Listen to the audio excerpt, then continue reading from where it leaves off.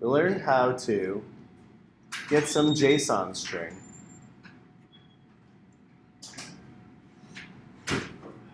And then we created a function that would decode it. What did we learn about decoding JSON? What did we really, really need to pay attention to? More so than anything else to do with that JSON. Errors are really important, but specifically in this case, like what would go wrong or what would lead us astray? What are some issues you ran into? How about that?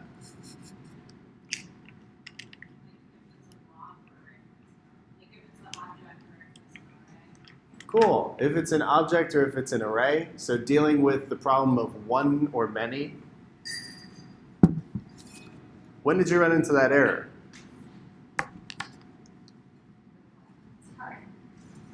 When did you run into that error situation?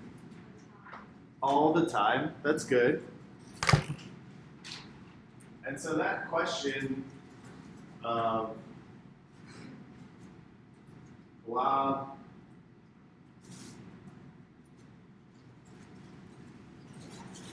or many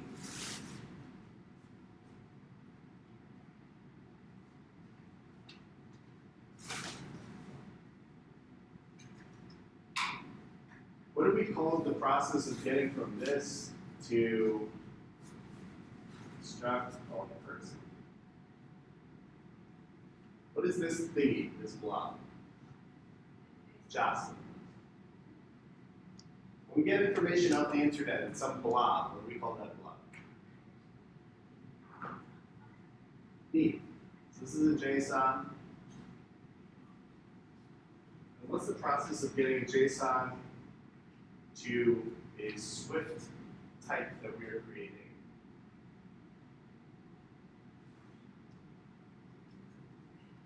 Anthony. Now, what do we call the process of doing that? Getting from this to that.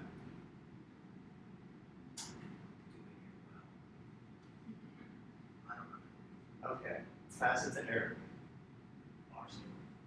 Parsing, cool. And more generally, what do we call changing it from one type to the other? What? Decoding.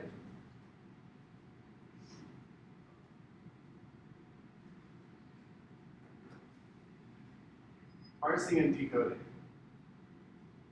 We didn't really focus much on the difference between these things, but they are different. People are going to use them interchangeably. The decoding refers to actually changing the type of this information. So it's going from a data type called JSON to some kind of Swift struct.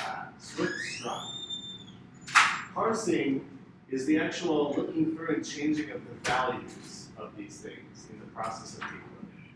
Parsing is a more general term, just saying changing things, so looking through things, looking at how they exist, and seeing what you do want and changing those things. Decoding refers to the actual data. Parsing is like the looking back and forth, saying, oh, I see a key with a string, so that means I've got to have a bar called first, or it's a constant first, which is a string. So parsing is kind of that more human process. Decoding is taking something of one type and then changing it into the other type. This is what we did, right? Y'all did this, right? Do you remember doing this? Eric, do you remember doing this?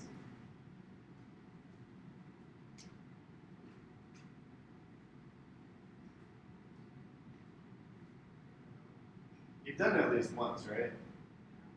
Okay. Cool. So that's the starting point. That's what we do with JSON, right? Bless you. What we do with JSON is we get it off the internet, we look at its format, And then we go and we say, okay, I want to go ahead and change that into a Swift type that I'm going to use. So the Swift type I wanted to create was a people wrapper, which has, excuse me, inside of it, basically a list of persons. So inside of my people wrapper is people. I did that a bunch of times. What we did Friday was we said instead of looking at some local data, so whether a file or a string, I went and I fetched out some information from a remote URL. If we, and this is a process I'd like you all to get very used to. If we go to Postman,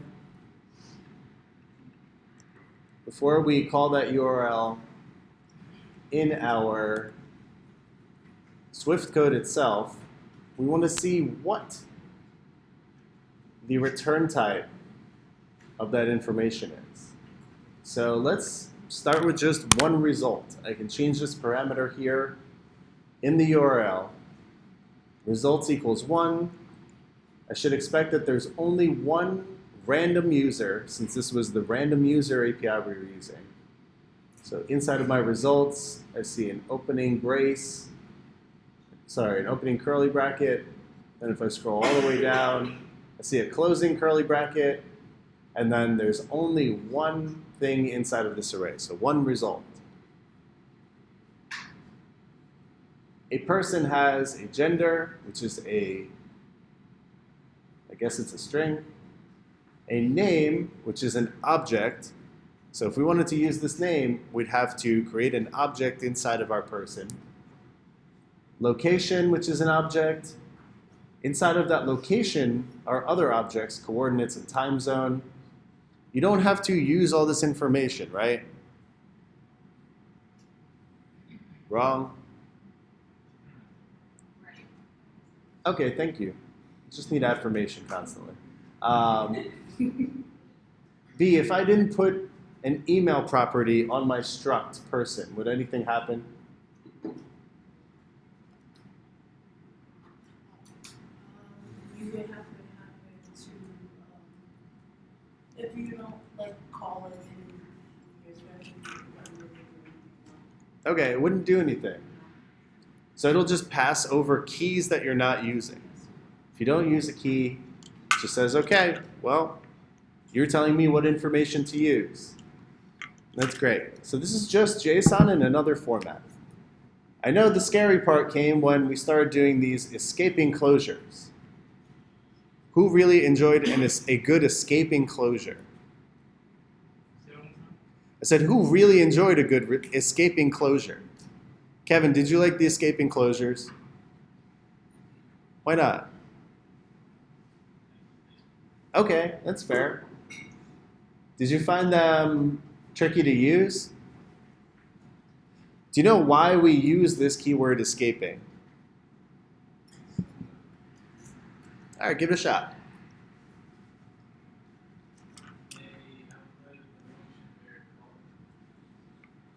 They outlive the function they're called in. Yeah, interesting. Can you tell me a little more about that?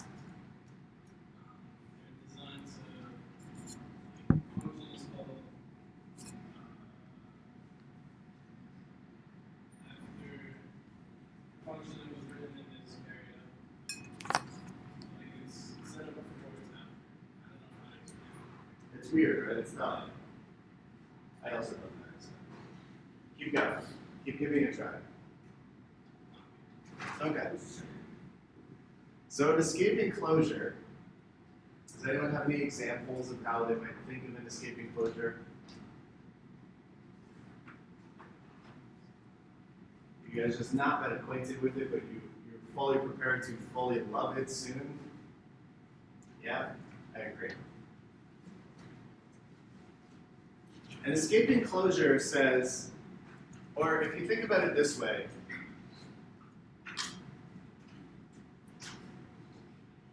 I've got this function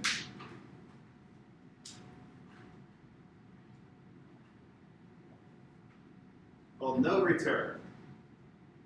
And it just prints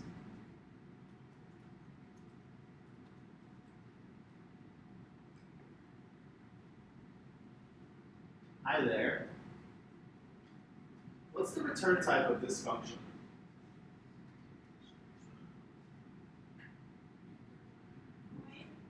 It's void.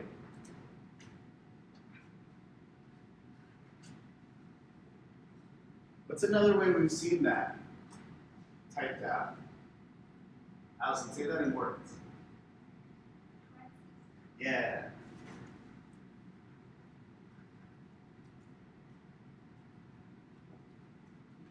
This function does not return anything, but it does return. When it completes its execution, it returns. So when I call no return,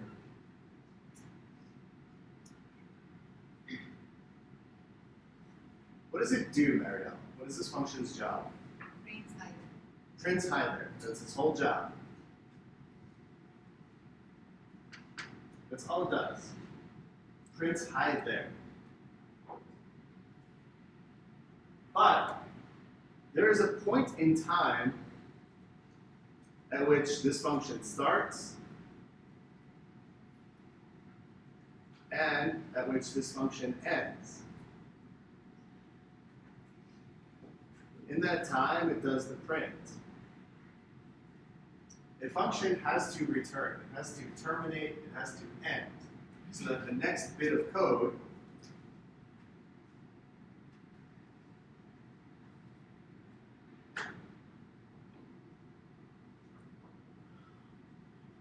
can be run. So this line has to do all the things that it's going to do before this line can go ahead and do its stuff. I know we still haven't explained what the escape enclosure was, but what was the problem that we get from using the internet that we used escape enclosures to solve? What was the problem with the internet? Sunny? Yes. When we connect to the internet, it's usually in an async manner. And so, what does that mean? Michelle, what does async mean? Well, to answer your original question, the reason the way it works is the reason we do that is because we don't know when we're gonna get stuff back from the internet. So that way we don't have to like start and end something, which is synchronicity. Start and start and start and. This way you can have something start, have something else start before the first thing ends. Great. What? When? Where are you? Hello, I'm stuck. So if we didn't have an async process and everything had to start and end before the next thing started, then if we went out and called something off the internet, and this is just one example because we're going to learn other async things today, and that's cool.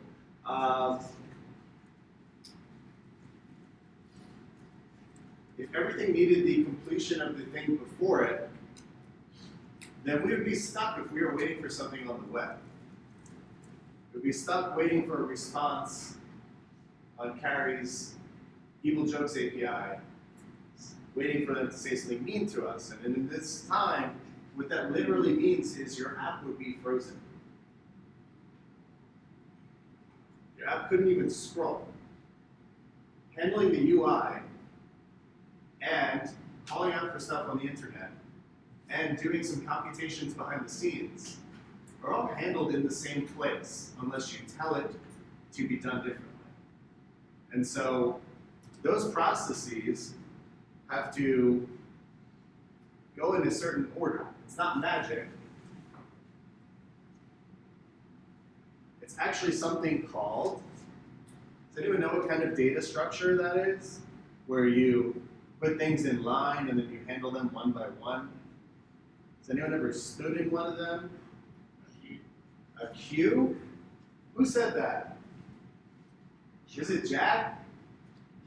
Jack, what's a queue? First in, first out. First in, first out. When have you seen a queue before?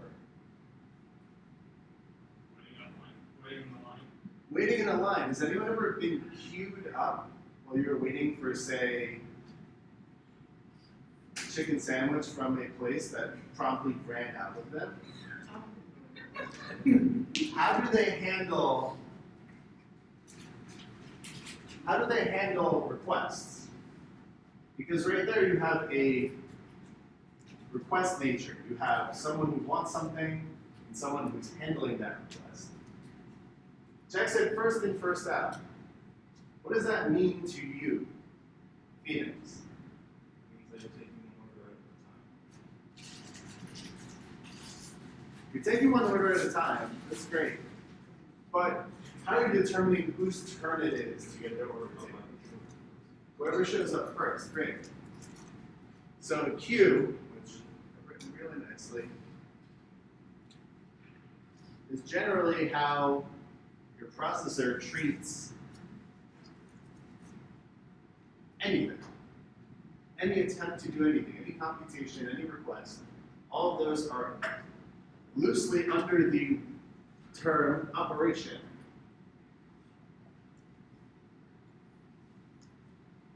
The computer does operations, and it performs those operations in a queue. So if everything was done in a queue,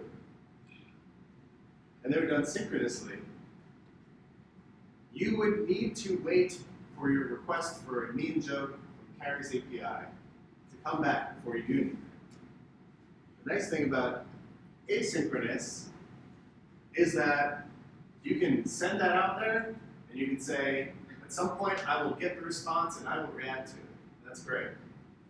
But then there's this computer-specific problem of, okay, if my function itself needs a response, so let's say no return goes and tries to get a response from an API, if I'm just sitting there and waiting, it can't do the next instruction. Can't, it's waiting. It's sitting there literally within the work of this function, just literally waiting till it gets a response. So an escaping closure is saying, no, complete the function, and eventually we're gonna get a response. So we're gonna get, if we look at that URL session, that data task, we're gonna get a response that as a chunk includes maybe a data object, maybe a URL response object, and maybe an error object. All three of those things are optional. I want my app to keep running, and I don't know how long it's going to take to get that stuff. So just end my function, and then when we get the actual response to that data task, we'll deal with it. But for now, print by, or allow a user to scroll, or whatever it is. So think of it as escaping closure as one that triggers a function, but then you're waiting for the actual work of that closure to be done later. So you're deferring that closure till later. But did I define escaping closure yet? Rod, give it a shot. Escape from closure is when you allow a function to start and end before it gets its response back. So that it can start another function. Cool. Escaping closure allows you to start and end a function before the actual work of that function maybe has been completed. And that's why we're using it for our network calls. Allison, you had a question? Okay, sorry. Let me know if it comes back.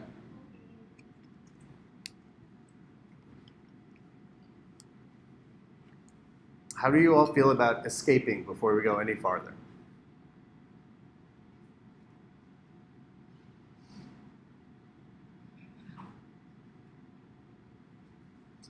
All right, really tough question. Anthony, coming back. What keyword do we use to indicate that a closure is an escaping closure? Great. Rod. I feel like that just answered the question. I was gonna ask if you had to put a space in every function you wanted. So you have to put it in order to say that something is escaping. Yes. And we also learned yesterday, by yesterday I mean Friday, that if I don't have it here, it's going to throw me an error because inside of this completion, inside of this function itself, is a function with an escaping closure itself. So unless I do something oddly specific otherwise, if within my function I have an escaping closure, any completion closure or any closure that I have in my function must also be escaping. Do you want me to say that again? Okay. So,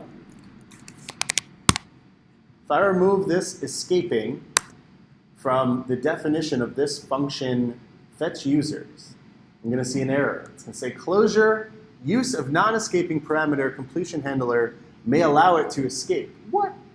Parameter completion handler is implicitly non-escaping. Let's see what the fix button does. Oh, it just adds it. So when I have inside of a function an escaping closure, which this data task is, I'll need to make sure that any closures I have from this function are also escaping, because the work inside of this function fetch users, when it goes and calls this data task, is itself escaping. So it's saying, hey, like, I don't know what happens with this. So I want the completion of this function data task to happen before all of the information is in. So there's still this closure here with data response error. There's still this closure which is escaping itself. And so in the definition of fetch users, when someone else goes and uses fetch users, so where do we use it? Fetch users, they only see a completion handler. They don't know that inside of fetch users is that other closure for data task. So I need to specify that my new function I'm creating with this closure is also escaping. So just think of it as like, if something inside of you is escaping, you should yourself be escaping. You are the function in this case. Yeah.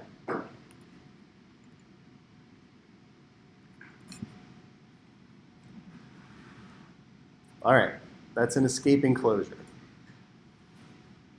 Let's all go home. What are some questions you have about escaping closures before we go any farther?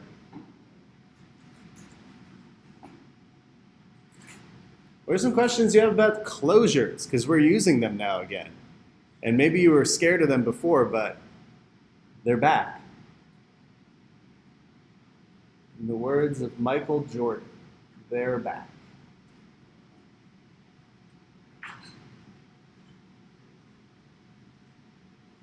All right. Okay. Tia.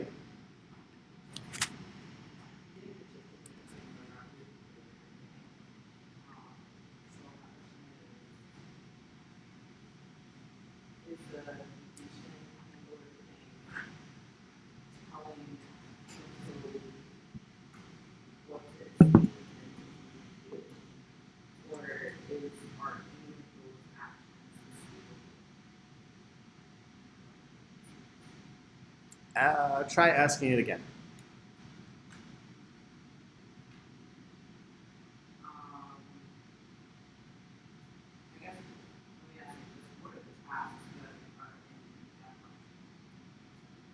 my fetch users function. So fetch users, all it does right now is it gets a URL, which probably could have been provided in a more, MVC kind of manner, separating responsibilities kind of manner, but we're in a playground. Takes a URL, and it goes and it calls this URL session instance called shared. What is that shared? What do we call the pattern of having one thing that is shared throughout the app? Say it louder, Alex. Sorry.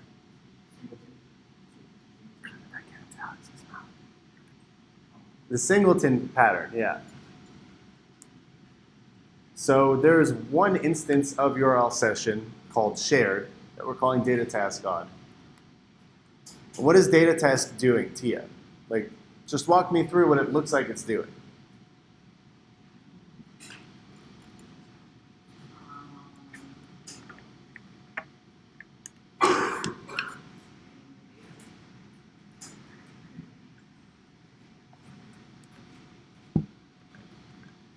So data task itself has a completion handler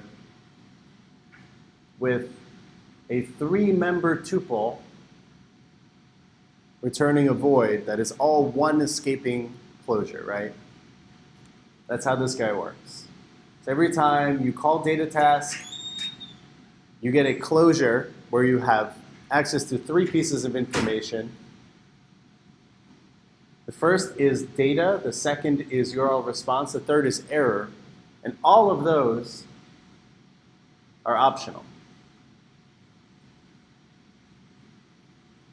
And so we are, within our fetch users,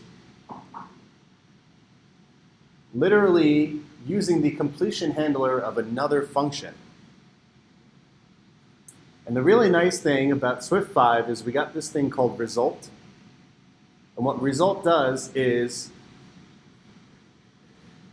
it's an enum with 2 members, failure and success.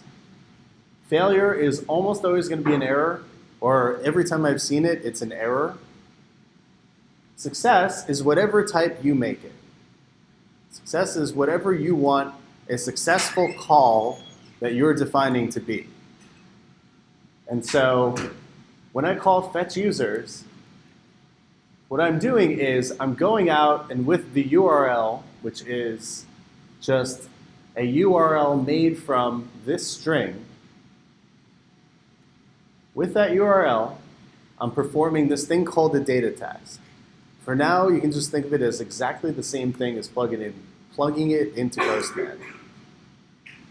So if it works, then data should be something I can decode from a data object. URL response is some information that I get, maybe the status, maybe I could get something about the time or the size of the response. And then error is if something went wrong. So what I said is I'm going to go through all that information and make sure it's the right stuff. So I'm going to make sure that there's no error. This data task by itself, think of it like magic. Data task itself just goes and it says, hey, there's an error getting your thing. So I guard against that. And all I want to do is say, if that did exist, then in my completion handler closure,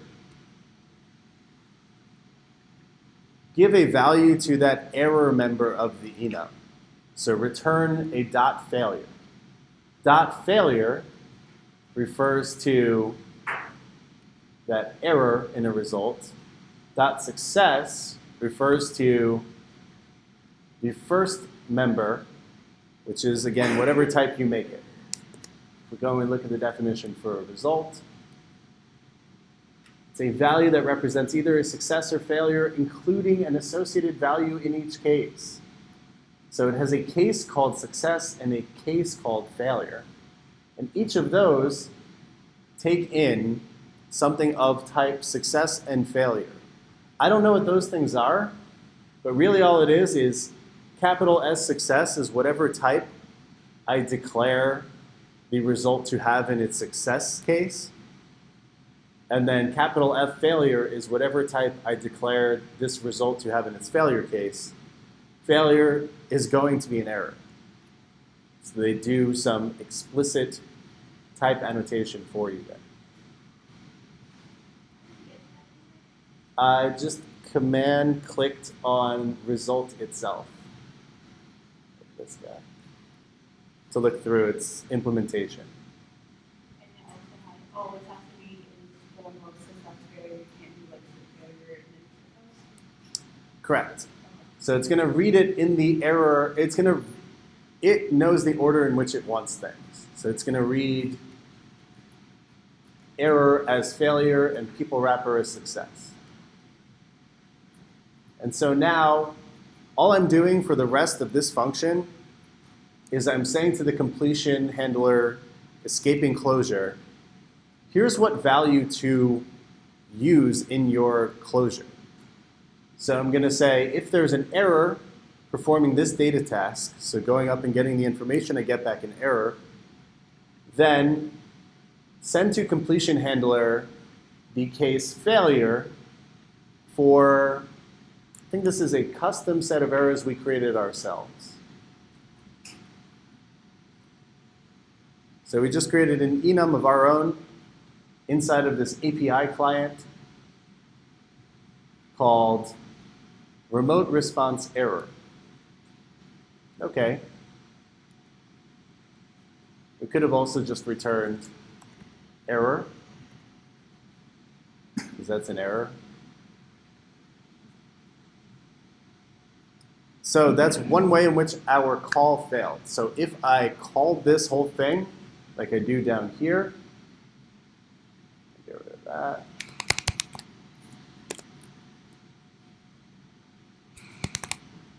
If I call this function that I'm defining right now, I can switch on result, because this function has a completion handler, just can't get the word, closure that provides to you one thing, which is a result, and returns nothing. So it's a void return. This is, again, the signature of the closure that you get when you call fetch users. So when I call fetch users, here's the completion handler closure. I get one thing, which is just an instance of result, where success leads to people wrapper and failure leads to an error. And you can treat that like an enum. So you can switch on result. So you can switch on that one thing being returned. If it's a failure, then you can say print out the error that you provided. So when error was not nil on our actual call for information, I said provide a failure with this specific error. And you can add more information about that error. We're going to come up with like a default like network call.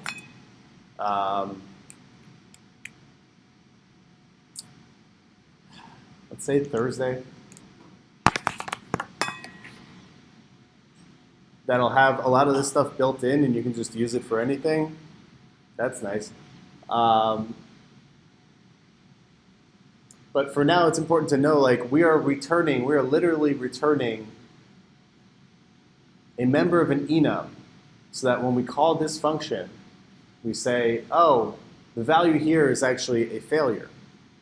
So checking result, which is an enum with either success or failure cases, I can just go and see, oh, there was a failure when I called fetch users. So we define all the ways in which fetch users might fail. If there's an error from the network call, if it just so happens to be the case that data didn't actually return any data, so data came back nil, and if we couldn't decode that data. Those are the three ways we saw so far that our attempt to go up to this URL and get information might fail. So in each of those cases, I am returning a failure from this fetch users function saying, hey, you tried to use fetch users, so that's great, but sorry. Then, and only then, once I've accounted for all of the failures, I can return a success. Only then. Does anyone remember what this .resume does? Sunny. Yeah. That's a good way to think of it. It calls this function. So for the network task, which is what a data task is,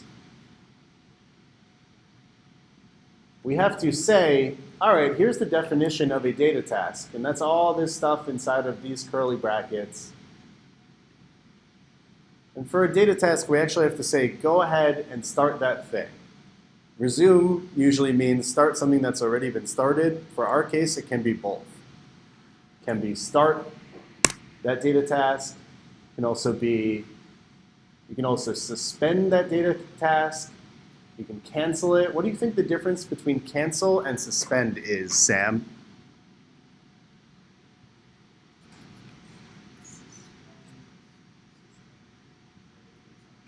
Think of it like buttons on a video player.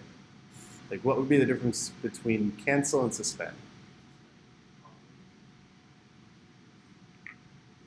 Cool. So for people who didn't ever use VHS, cancel would kill it. Cancel would completely stop that task. Suspend would just pause it. And if you suspend something, what do you think you could use to make it start again, Alex? We could use resume to start it again. So that's how our network, our data task got used to actually create this fetch users. The look of this function, if we look at it, I'm going to make this smaller just so you can see what it looks like visually.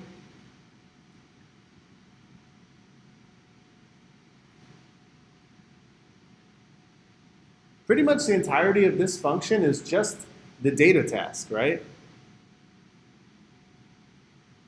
Fetch users is just a function that we created around a data task to be able to specify, hey, the results will be of this or that type.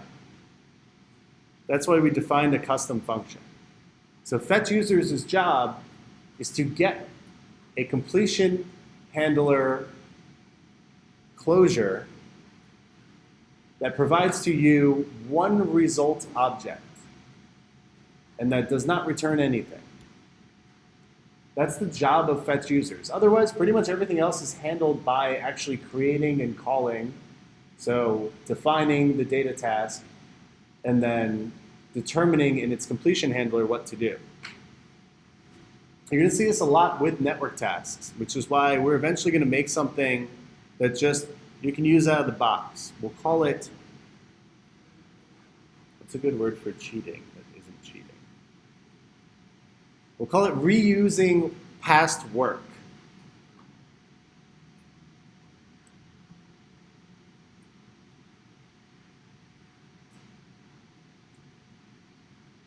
Cool? All right. Let's take an 8-minute break. Be back at 11:12. Hi, Olympia. Code forever. What? I know you look at code forever, I don't like code. but I need you to tell me. We're about recording. this. Is this something you made? Yeah. Okay, can we look at it at lunch? It's driving me crazy. What happened? It won't load.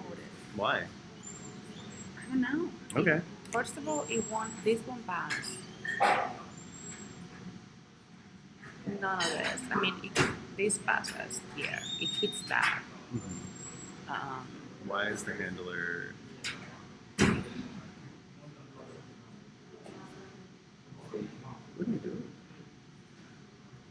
Try using a result object. Swift 5, dude. That's what it is. No, it's not. Actually, maybe it might be. I don't think they deprecate it.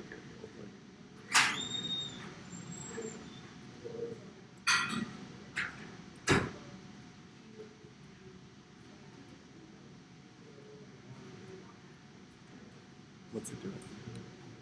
Just loads pictures. That's it. Okay. And then where does this get called?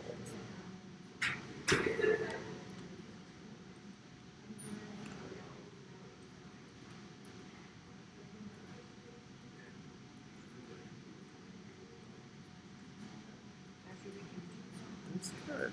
Went to the beach. How was yours? What?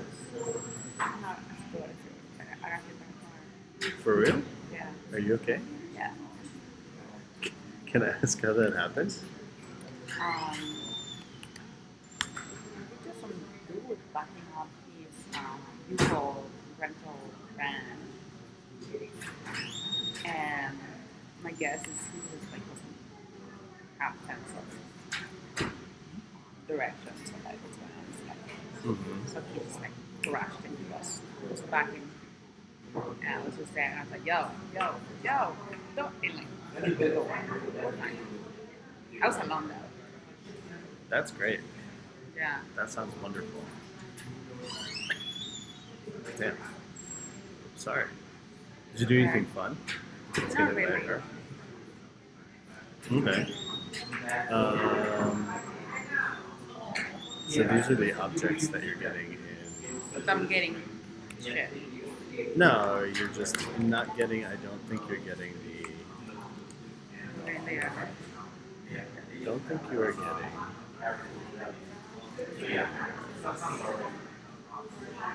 Image source. Oh.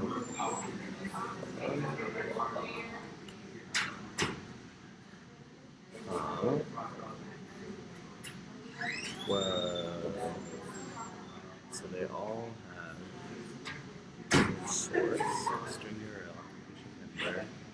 Okay, I take it back. Please hold. Sorry.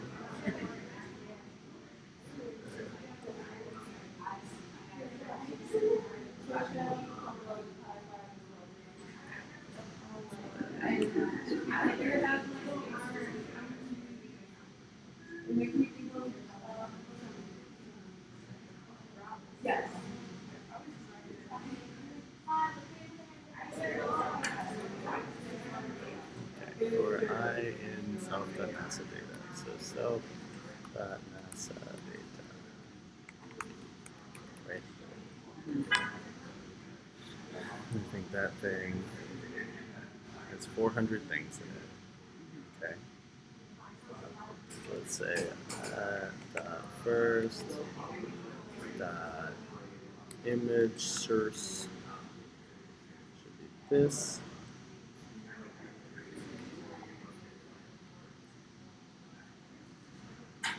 Cool. Let's look at that first. Nope. Sorry. Okay. So image source.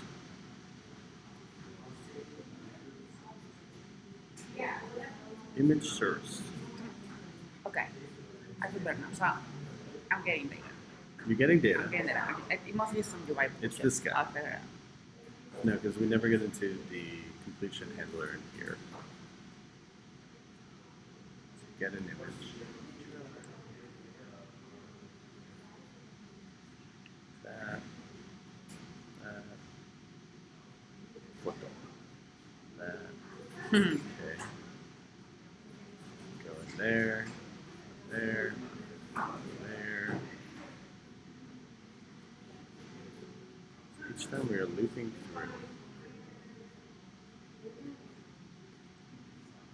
So we've looped through a couple times. Let's do self.pictures. Let's go to that. Hello. Hi. What's up, bro? So it looks like it's not adding them. Thank you. It's not adding shit. It's not adding in two pictures. So we've looped through twice already. So I think that you are not getting to the success handler there. Okay. The image helper thingy is the thingy. The image helper thingy is the thingy. Thank you. Mm-hmm. How was your weekend?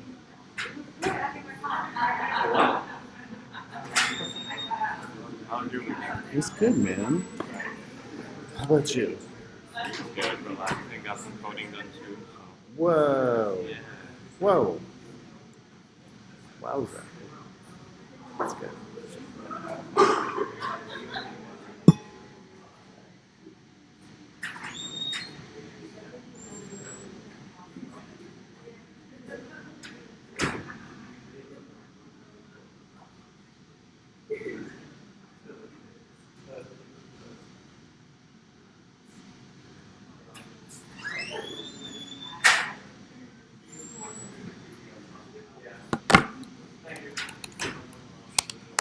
What are we working on today?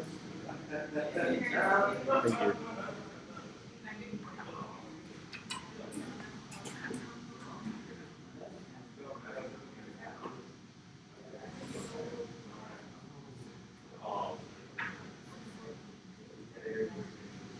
Ooh, ooh.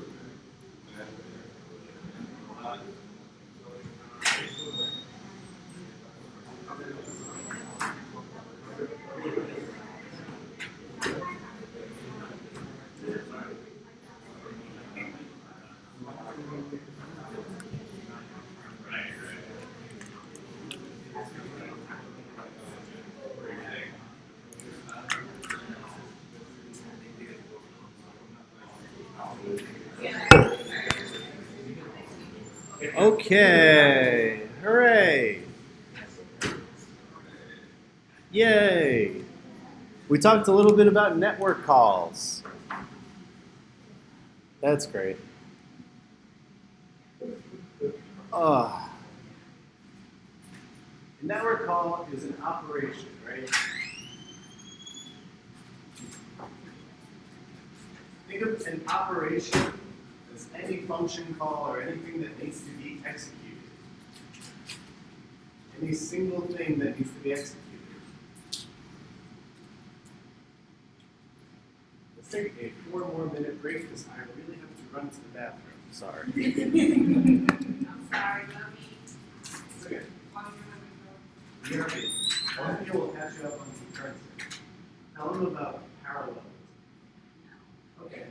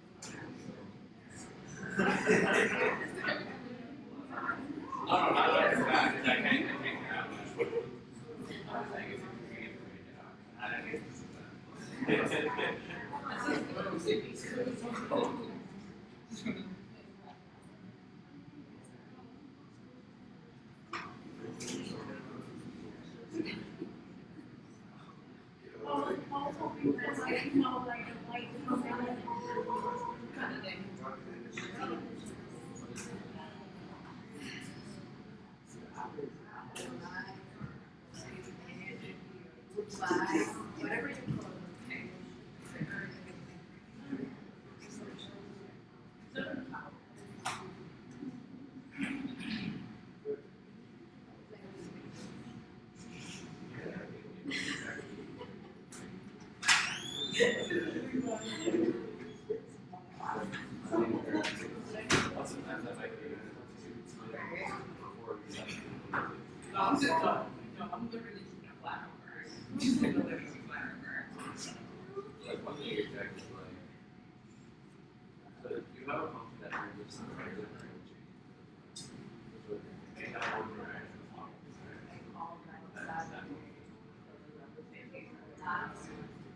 Like something like that. Like something, yeah.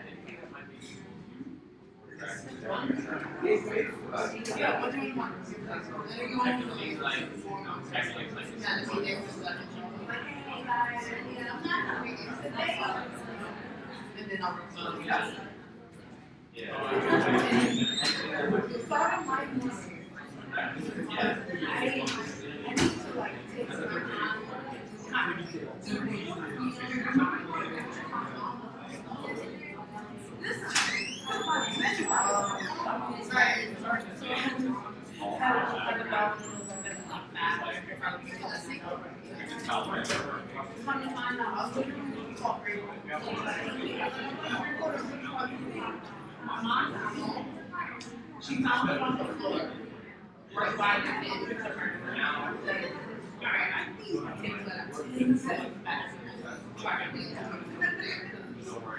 Also, I was happy.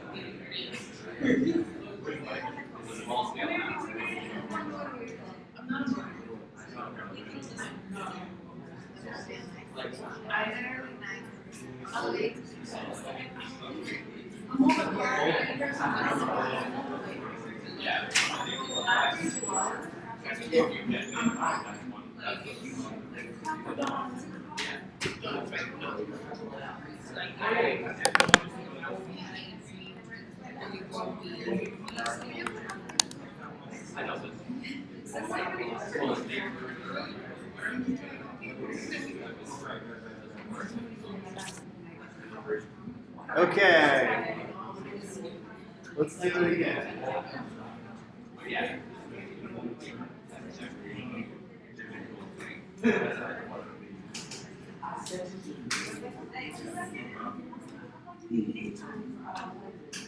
So everything that your computer does, and everything that your app does, and everything a machine does is an operation.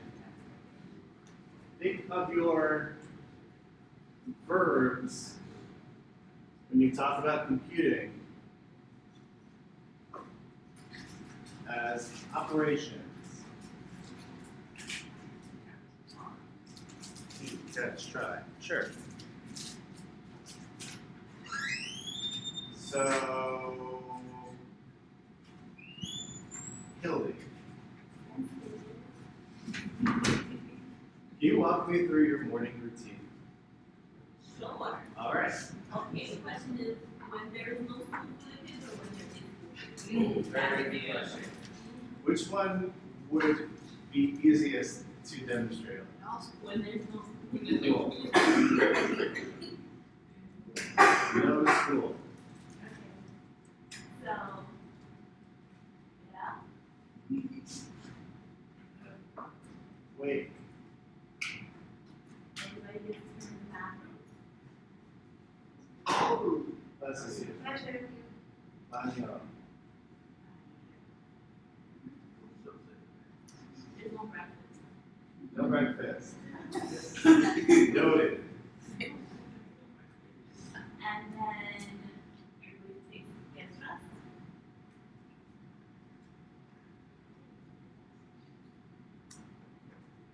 Okay. The most stressful part is holding my daughter's hair in the morning. Comb. And then I'm the last one to get ready.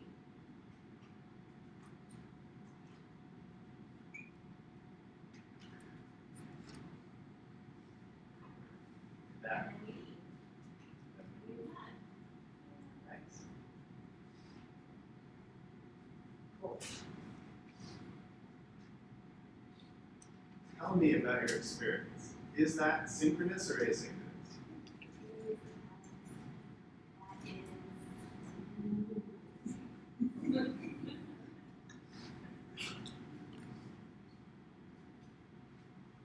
You said, okay, just to ask the question so I can answer. You said asynchronous is when you start from first to end, from start to end. Yeah. So synchronous. It's asynchronous. Yeah. So they're all in order, right? And as far as you've described it, one thing has to start before the next thing does, right? Yes. Cool. This is no school is synchronous. I'm going to make up a scenario. Let's say someone bothered to help. Someone came in and started helping. Yeah. So right now, one operator has to perform all of the tasks, right?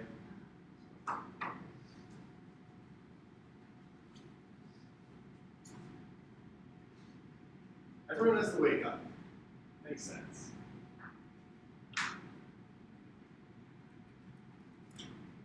Everyone has to get a chance in the bathroom. Okay. So this person, this is Hildy, doing stuff synchronously. Here's who do you wish would help? I mean, I really would be here Your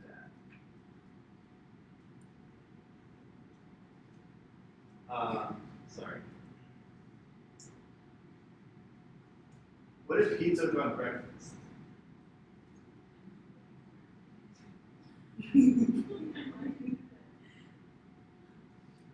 And then, while he's taking on breakfast, that would leave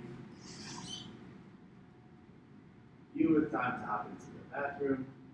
You get started earlier by yourself. He would dress, comb her,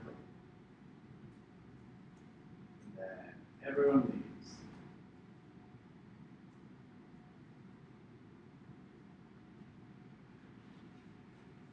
But you notice happened in terms of time. It's shorter. It's shorter. Two people were working on this, right? You leave. It's not true. It's burning breakfast. It's burning the breakfast. That's all. It's shorter for me. It's shorter for you. And if he were to do it all by himself, it'd probably be longer for him. So you're doing tasks related to the same goal in what we call parallelism.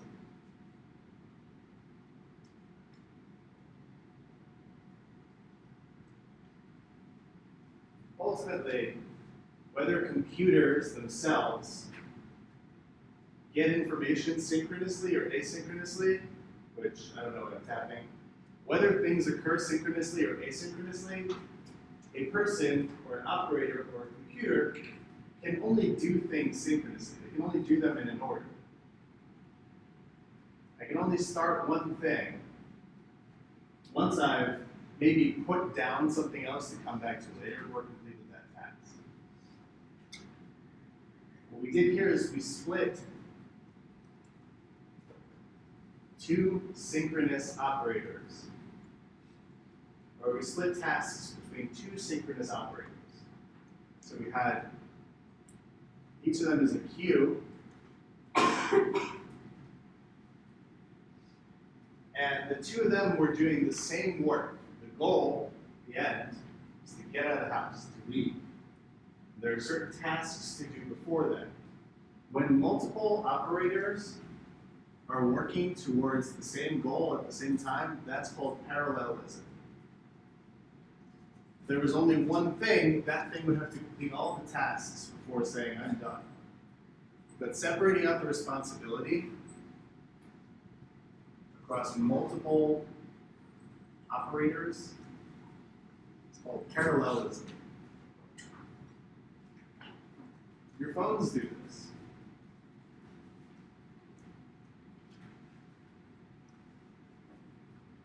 Does anyone know how your phone does this? Alex?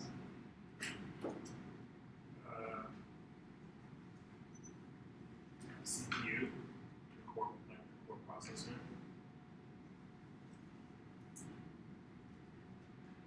Tell me more. It splits tasks. Each core handles a task.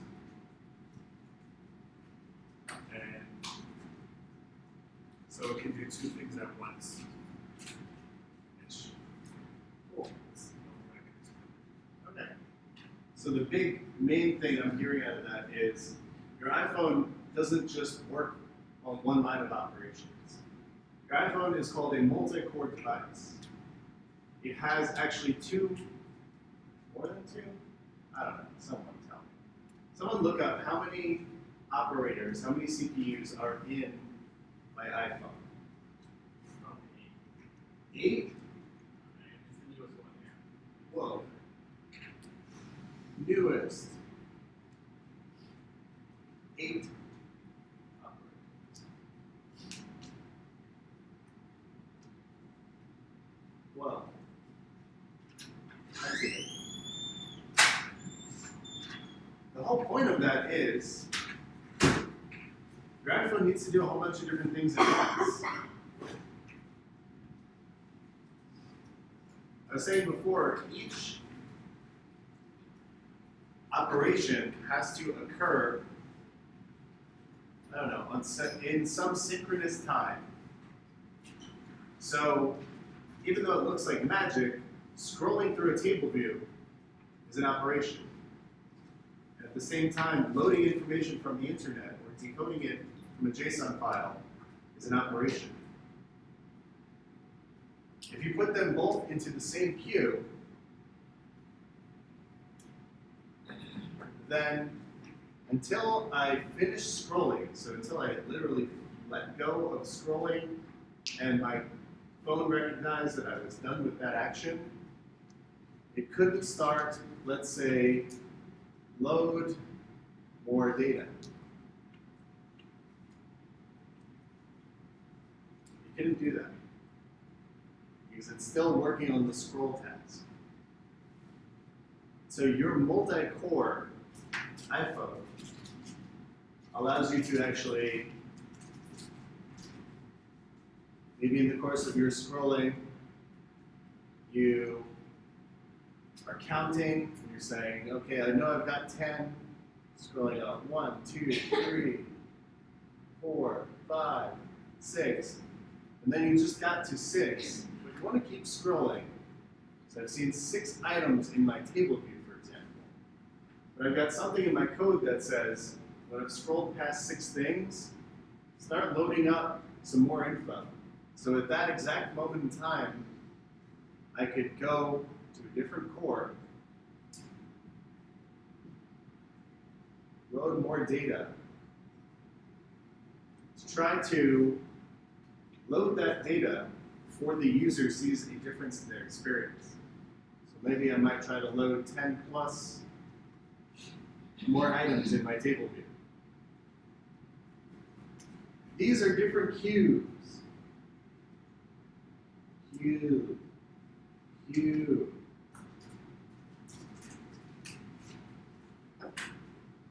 You can say which queue you want to use. You can tell your program which queue you want to use. Right. How would a queue be represented in your code? That is a much larger question, I guess. But for right now, the nice thing is we have something called Grand Central Dispatch. So the requests, let's pull up the documentation.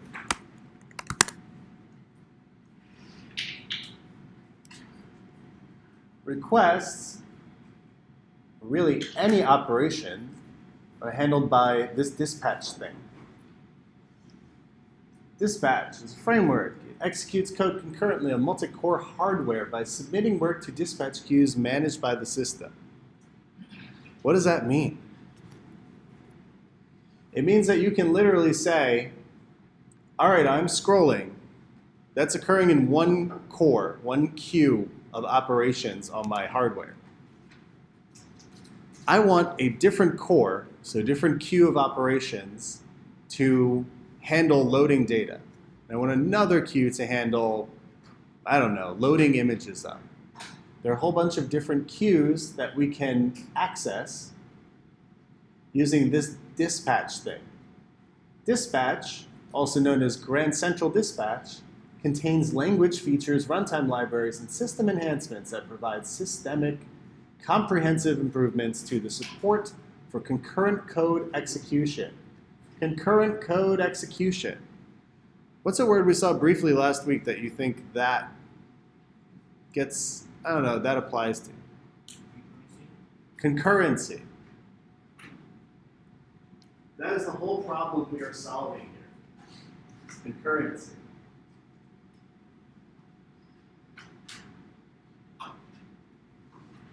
It's not with currency in Spanish. It is, we want to do a bunch of things at once. That's what concurrency is. Our computer wants to do a bunch of operations at once. It wants to do this thing and that thing at once. It might not actually do the two things at the same time, but computers work really fast. So it's doing its best to make it seem like it did everything that you wanted all at once without any problems. So the human doesn't know this. So What's the number of current views and how many cores there are in the computer? I don't think in the way that it's built into the phone, but I'm also not sure. You should be able to access at least a few of those queues that are built in, which we'll look at a little more. I don't know what that means.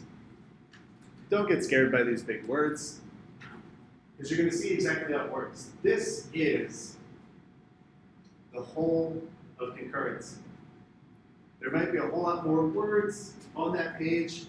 This is all it's talking about. Just queues, executing operations, trying to do those things at the same time, maybe in response to other things. So let's take a look. Wow, all this stuff. Topics, dispatch queue, an object that manages the execution of tasks serially. Let's try to use that in Xcode. So I'm just going to add this to the end here. I'm going to comment out everything. I'm just going to say, all right, print 1, print 2. All right. What do you expect to print out here, Marielle? So I'll expect to see first 1 printed and then 2 printed. Great. These are both running on the same queue. Sometimes you'll hear it referred to as the same thread.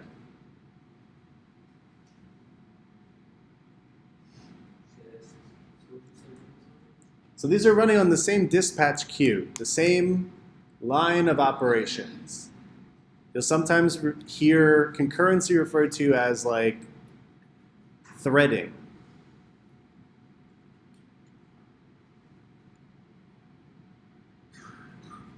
Let's see if we can use that dispatch queue thing. Dispatch queue. Oh no. Can't use it. Why is that? Oh, this is a framework. So I guess maybe if I want to use it, do I have to import it? I don't know. Is it built into something else? Aha. I can get dispatch queue out of Foundation. So I need to make sure I have it available from whatever framework I'm importing from. So dispatch queue. How do I use you? Dispatch queue. Whoa, what is that stuff? I don't know. What about dispatch queue? There's a whole bunch of stuff in here. Oh. So there's a singleton on dispatch queue called main. What do you think dispatch queue.main refers to?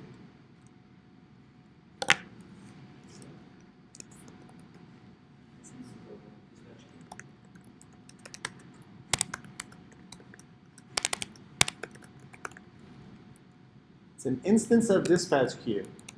What is this pattern called, Liana? What? What is this pattern called? We saw it last week. Let's look at the definition of main. So I'm going to tell you, inside of the definition of dispatch queue is this class variable called main. Yes, so it's a singleton. So in dispatch queue, there's a singleton called main.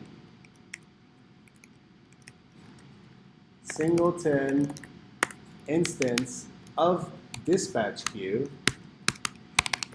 What do you think its job is? Yeah.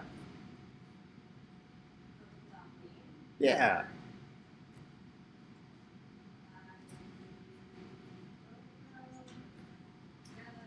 Yes.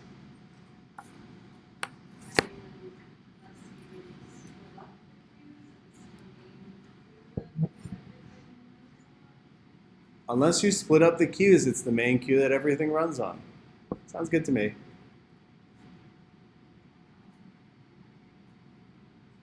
More specifically, that is correct. Unless you split up your queues, pretty much everything is going to run on the main queue. The thing it is always going to do is handle your UI. So the main queue is literally always going to handle your UI. Which means that because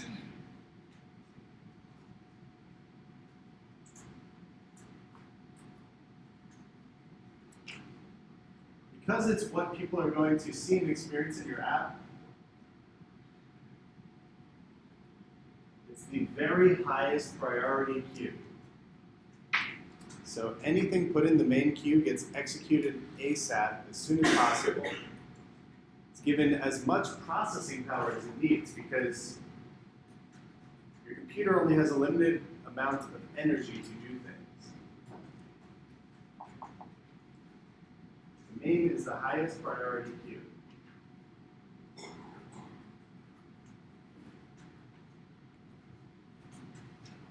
Let's try using it. I sure hope it works. So we've got main, which is an instance of dispatch queue that's available to us. So just like with the shared URL session, we can use functions of it.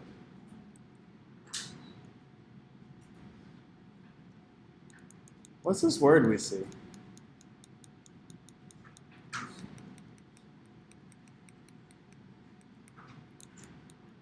A bunch of functions called async, async after, sync, activate. Interesting. So I could just, oh wow, I can just do an async block. Let's look back at that. Async. This very first function here submits a work item to a dispatch queue and optionally associates it with a dispatch group. The dispatch group may be used to wait for the completion of the main items it references.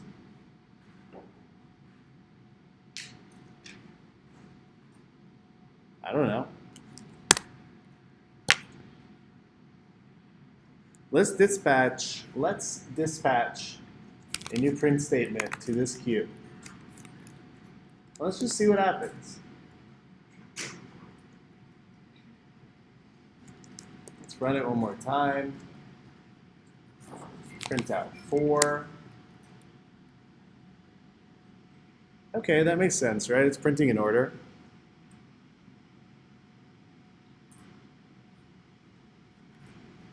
But it's doing it asynchronously of the rest of the page. So it's sending it out to the main thread, or the main dispatch queue. It's sending it out, and it's saying, hey you, go do this. Which means that, just like with other asynchronous things we've seen before, It's not going to execute everything on the page in order. Our playground is going to run line 102 and print out 1. Then it's going to dispatch this task. And the task here is whatever is within the block. So print 3. And then immediately, once it dispatches that task, think of it like an escape enclosure. It doesn't wait for that task to complete. It just sends it out. It goes to the next line. So what do you think is going to print here? Carry. There are 3 things that are going to print. What do you think the order of them is going to be? 1, 3, 2. Let's give it a try. So I printed out something a little different. We printed out 1, 2, 3. So I printed this guy, printed that guy, and then it printed this guy. Because what it did was, when it said execute this block, it sent that command out, whereas the rest of these things were executed synchronously. It said, get me the result of this whenever you can.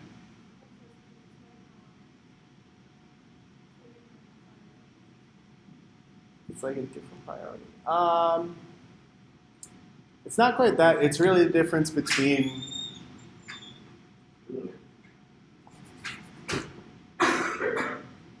sync, the async. And so the difference between what's happening on 102 and 107 versus 105 is that 102 and 107 are being executed synchronously. They're being executed right at that moment. But because this print 3 statement is in an async block, it's not necessarily being executed right at that moment. Instead, the operation to print 3 is being sent out to this singleton instance of dispatch queue called main. And it's saying, hey, I'm going to send this out, like complete it whenever you can. Whereas 102 has to be completed before the rest of this stuff can be completed. So like a split second in computer time faster. So 107 executes a split second before 105 just because 105 got sent out and they were like, all right, get back to us when you can. That's the whole asynchronous thing. But 107 had to be executed right in that moment. So let's test it a couple times. For blank in 0, ... 10, do this stuff.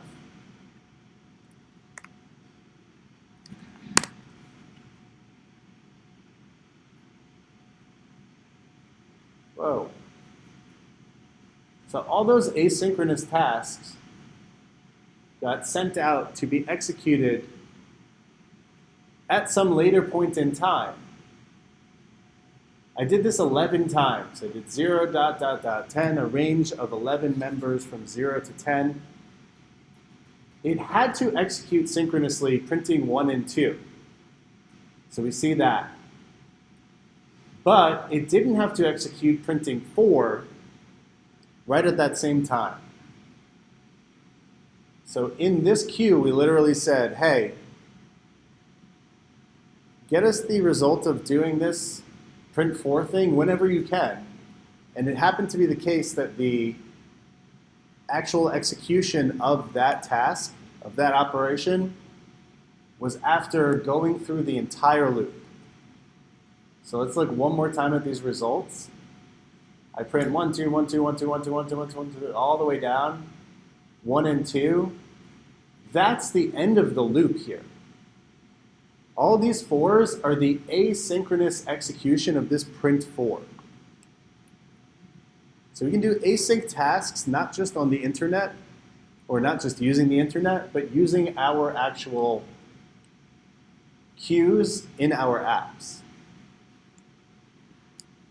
What's the most important thing that we saw here about that number 4? When did we receive it?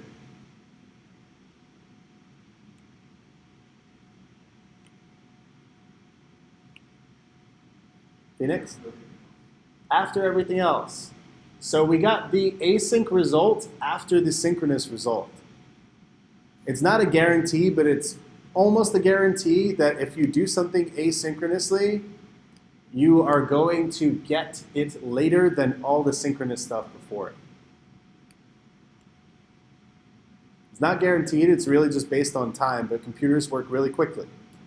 And if you dispatch out this print4 task, it's almost certainly going to do this print 1 and 2 11 times before this thread comes back and says, oh, by the way, I'm printing 4 right now.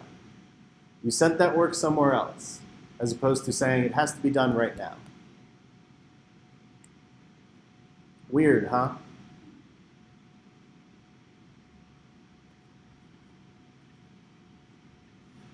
What are some questions you have about that?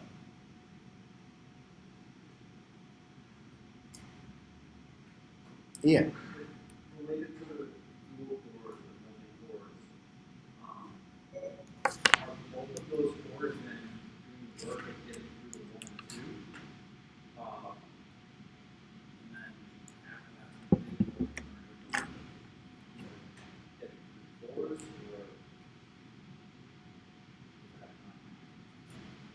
or When you're saying this thing should be done asynchronously,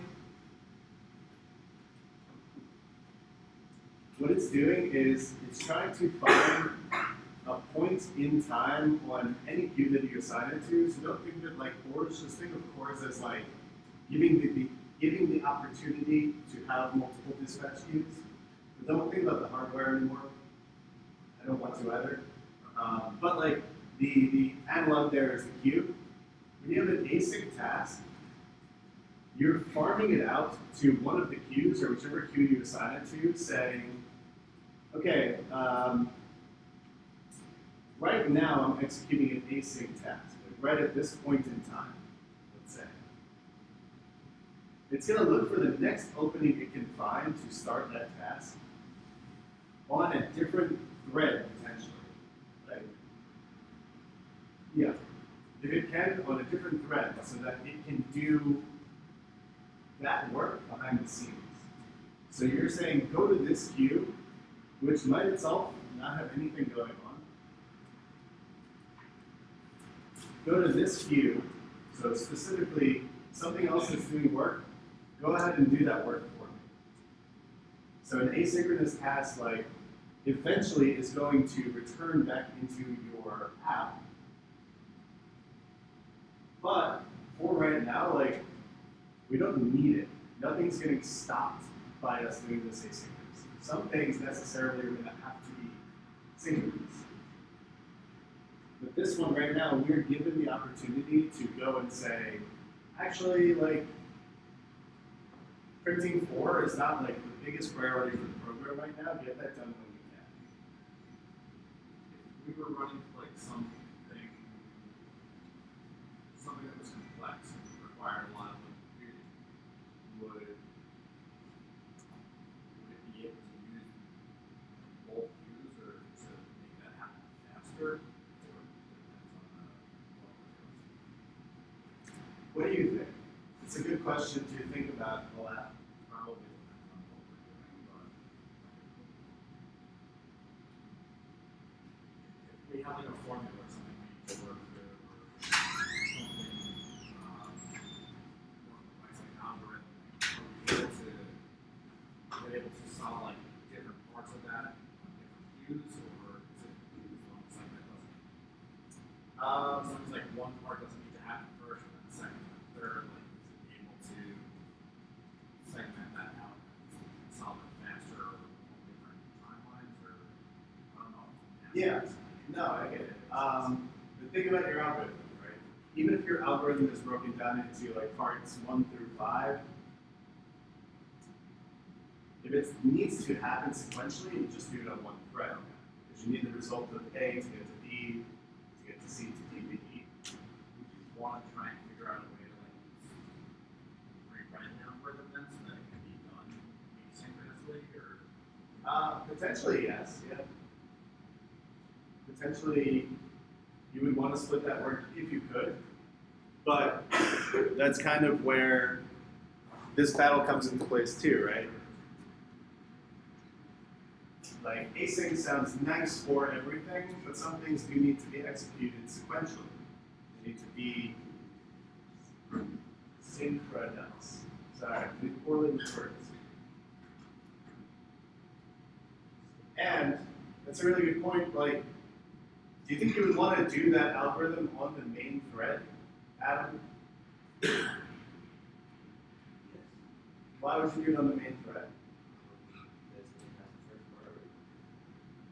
Well, let's say like you were using my app called I Do Math For You, and you were scrolling through the app, and it just gradually counts. It goes from 1 to 20, and you're at 19, and I've got something there that says, okay, now like use like some complex like I don't know calculus to find me the number after 20. You know, like whatever Archimedes came up with. Would you want to do that on the main thread, which is where you're scrolling, or would you want to? You probably want to do that somewhere else. Yeah. So we could find other cues to do it on.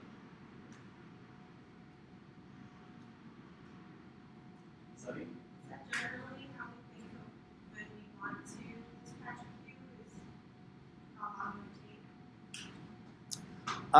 take? How long it would take is a consideration, as is like the priority of the task itself. Think of all queues. All of the queues in dispatch or in Grand Central Dispatch are going to have a priority order. And try to match the task that you're assigning to that queue with the priority of that queue. Like if you have a UI task, it should be on the main queue. So does the main queue is the highest priority? How come it comes in after? That's such a good question. Oh. Why does it come in after these other ones? Can you venture a guess?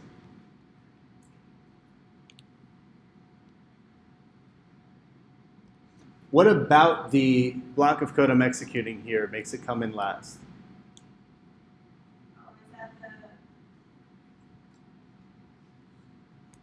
well, what we're putting that's not dispatched is in a different queue, which comes in before the main queue? Let's see. What queue does the playground run on? Concurrent code in playgrounds. I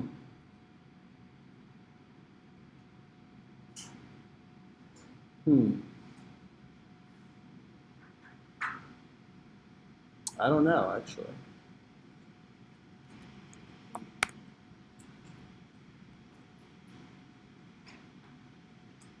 Why is the main queue not run until the end of the playground?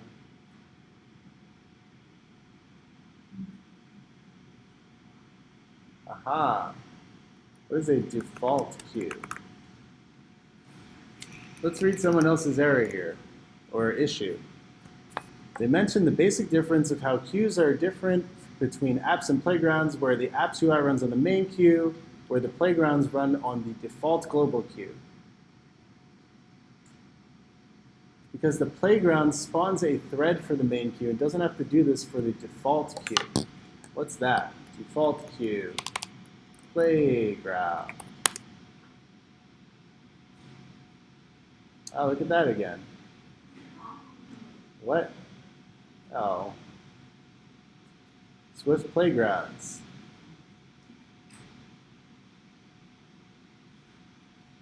What is this going to be? Sure hope it's something.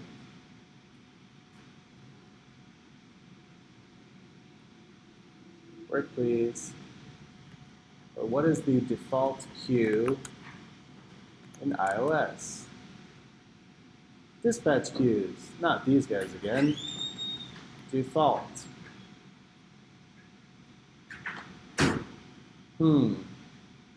Interesting.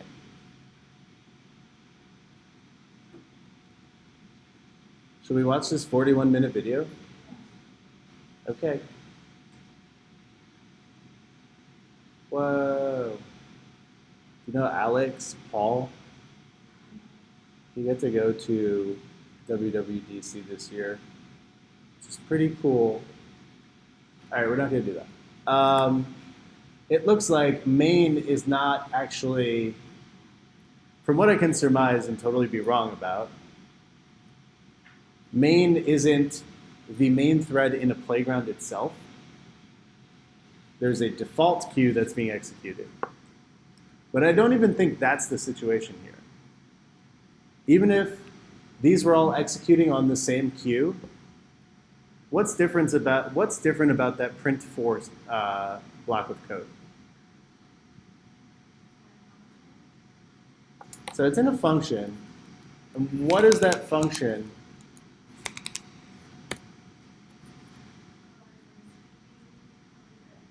Sure. And based on the name of that closure, based on the name of that function using an escaping closure, what do you think the job of that function is to do? What's its name?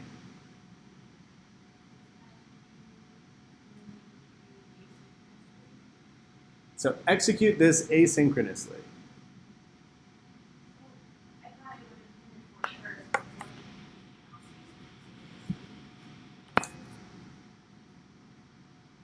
Tell me more. So, if let's say that the playground runs on as well, to print that asynchronously and meeting on the main queue as the highest priority, I would have thought that it would print for, like, in this order 10 times before putting 1 or 2 after. It might, but because it's asynchronous, it's saying do this when you have a chance. If I made it synchronous, I might do it a little differently. Oh no, it crashed. What happened? The process has been left to the point where it was interrupted. Use thread return -x. I tried to make it do this synchronously. I don't think that's going to work. Let's find out why.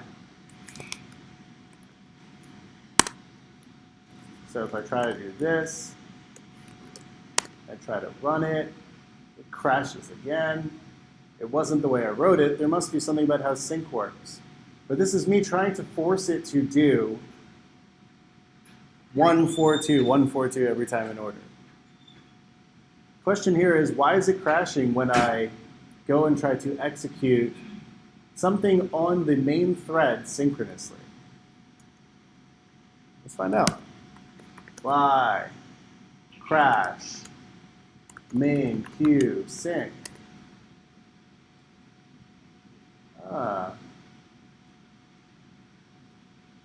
This is my code. Main async. Main sync.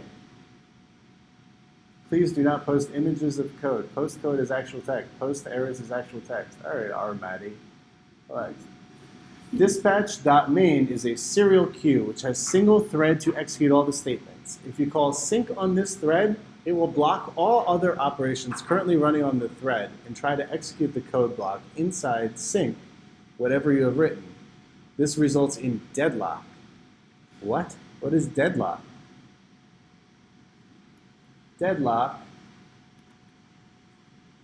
a situation, typically one involving opposing parties in which no progress can be made. Okay. So if we call sync on this queue, it will block all other operations currently running on the thread. Try to execute the code block inside sync, whatever you have written. So when I'm calling sync here, I'm literally saying, stop everything else you're doing, including being in this for loop. Like, within here, there is an operation to print 1, and then to go ahead and synchronously print 4. But that queue is actually doing a bunch of other stuff at that moment. So when I make this async, it's deferring until it gets a chance to do this work, that print 4 statement. If I don't make it async, it's going to try to execute that right now, but it's going to break because it was also already doing other things. So think of an asynchronous, think of async in your code as deferring the work until that queue gets a chance to do it.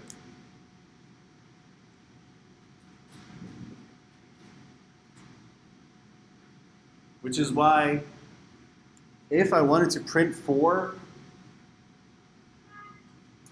synchronously, I would probably do it on a different thread, on a different queue, which is what we're going to talk about right after our break.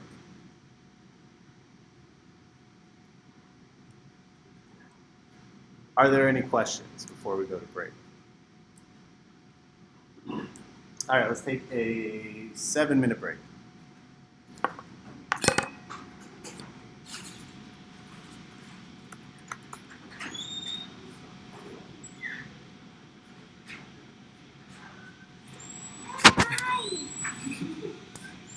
Hello, 2 persons.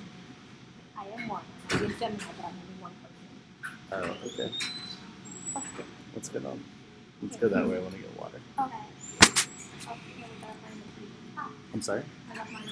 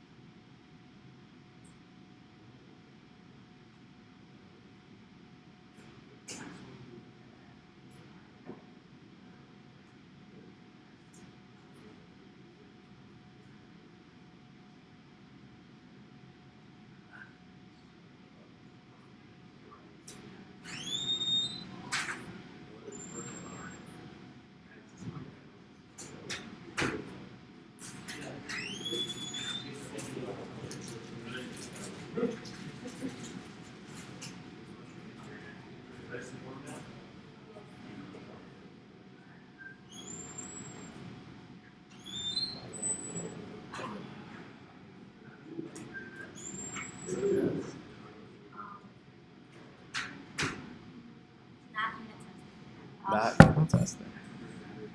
The thing with results. Because, Tell me more about that thing with results. yes, I don't remember it right now. So you can't tell me more about that No. thing with results. Because I think I'm struggling a little bit because I learned the syntax differently. It was like this whole thing where you call the completion handler and it just Yes, yeah, that's with 4, and then Yeah. result is with. yeah. Okay. So I'm kind of like It's still a completion handler. right, but it's called differently, and I just feel like it's That's It is it's like still a- the same exact thing. is it? It's just what used to be a tuple of two things is now a tuple of one thing called a result, which specifically has a success and a failure case in an enum. Yes. Try looking at it that way first. It might click. That's what I had to. Okay. Yeah, because I was looking at it, I'm like, I don't understand that. Yeah, the old way of doing things was very much like looking at JavaScript, which Yeah, I only did 2 weeks of JavaScript, and all I remember is my plus it's a, and That's all for you need. something. And you That's all you need for Swift. Hello. How'd you do it? It was a cell. What? It was a fucking cell. I was going to suggest that, but I figured I would annoy you. Yeah. What are you looking at? The moon? The moon? Apparently so. The moon rules. Oh, nice. Nice. I know, right? This could just be like the soap in your bathroom and something on space. Damn. Hi, NASA. No, I just wanted What was to it? do this on my. No, this was working too. The image itself wasn't setting. The image wasn't appending to self.pictures, right? No, I didn't change anything on the code. I just, it was bugging with the identifier, even though that is the identifier. So, Okay. like a true iOS developer, I gave up on the UI and I just made it. I made a generic one just to make sure that I have data. So it looks like shit. Nice. Nice. But it was fucking bugging me.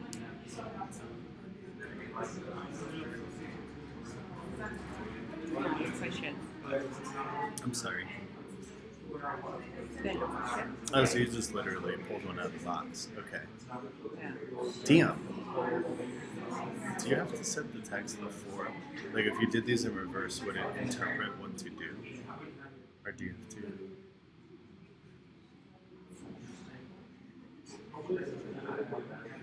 Never mind. I'm no, yes. Don't worry about it. Okay. All right. Cool. Keep pitching like Nice understand what picks. you're doing. Nice picks. Oh boy.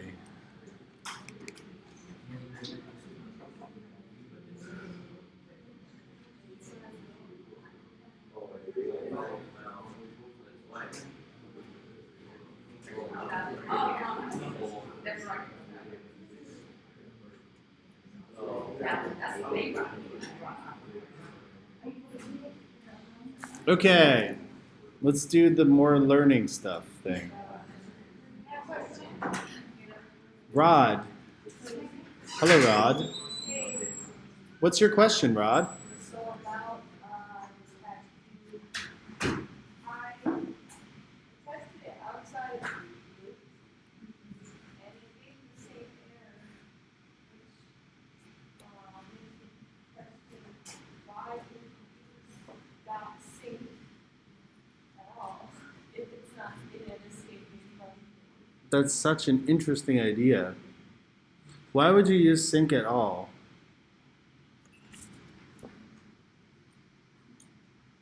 You probably wouldn't. You probably wouldn't use it on the main queue. So the main queue is the one doing all the work. And so you probably wouldn't say, at this very moment in time, stop what you're doing and insert this.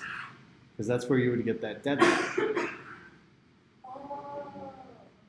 So you might use .sync on another queue, but generally, as a rule of thumb, so I don't know how to draw a hand, but here's the rule, or I'll read this as, rule of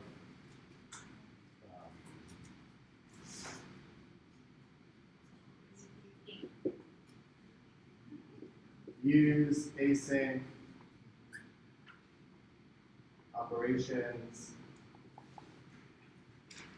on your queues.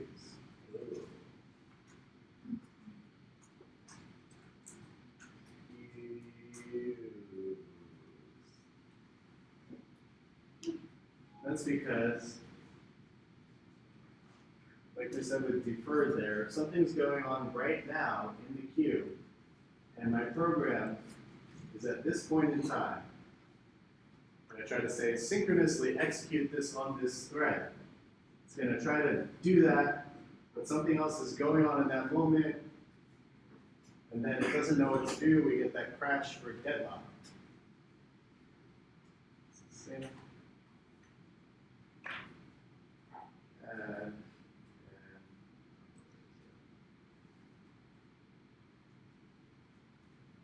Whereas, we'll try to add an operation dot async.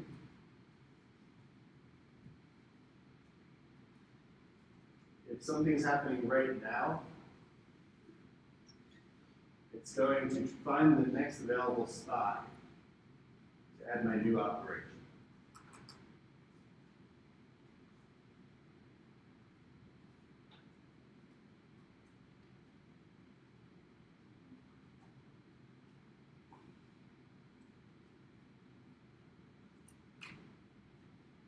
You guys see those memes where they make people's eyes into their mouth? It's really frightening, right? On what? On animals? Yeah. Yeah.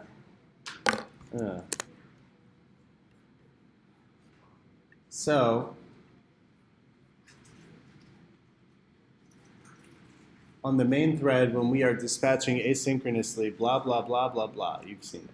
I promise. Blah, blah, blah, blah, blah, blah. Blah, blah, blah. Yes? Thank you. Class. All right, so I said main is not the only queue. Let's go look at the other queues. So Swift or Grand Central Dispatch, queue, quality of service.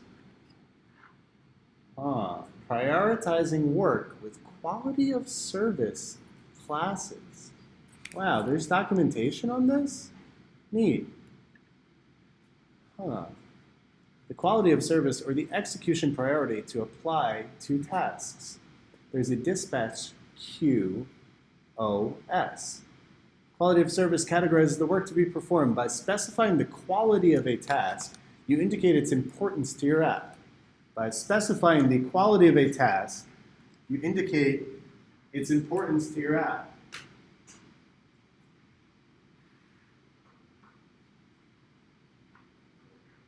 The importance, the priority. B. I wanted to ask also, as far as the queue, is there like a limit of how many things you can put in the queue? Nope. Why?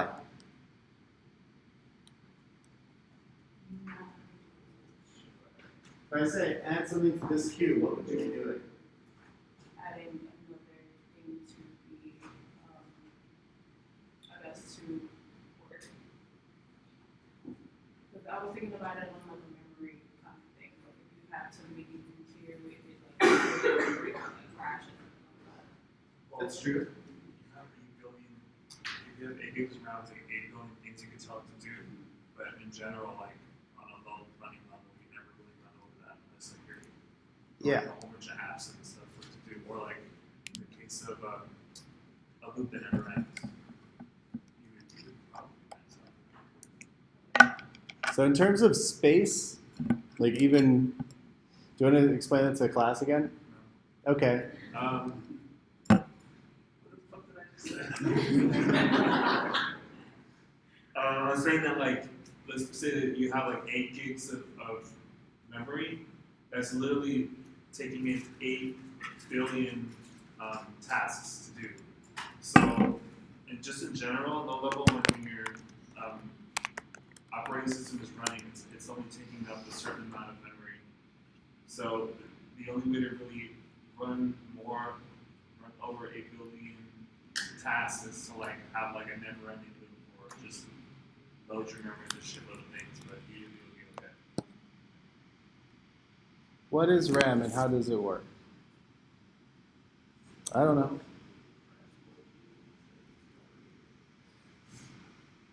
But what do our CS degree people have to say about it? Well, even on a higher level, if you remember back to this stuff, they go notation, complexity. Complexity occurs in both time and space. But we only ever talk about time complexity because in terms of space, computers are so much better than they were even 10 or 15 years ago that you never have to worry about taking up all available space. You can effectively treat your computer as like infinite space for right now. Definitely not true. That's why people like buy server space and stuff like that. But for most of the things we're doing, like using a for loop that uses so little of your computer's like processing power that, meh, you know? Okay. So the thingy here, priorities, blah, blah, blah, blah, blah, blah. Ooh, there's an enum for quality of service class. User interactive. The quality of service class for user interactive tasks such as animations, event handling, or updating your app user's interface. Wow, no way. User initiated, the quality of service class for tasks that prevent the user from actively using your app. Let's say that again. The quality of service class for tasks that prevent the user from actively using your app. Neat. That sounds scary, right? There needs to be a quality of service for tasks that prevent the user from actively using your app. So if they initiate something, or if something needs to be performed that would block them from actively using your app, do you think that would be high or low priority? All right. So user initiated. I'm just going to give you this is not the actual order, but this is how we should think about that. User initiated. Here is what Ray Wenderlich, that godling, says. This queue should be used for tasks that are initiated from the UI and can be performed asynchronously. It should be used when the user is waiting for immediate results and for tasks required to continue user interaction. Let's say that one more time. It should be used when the user is waiting for immediate results and for tasks required to continue user interaction.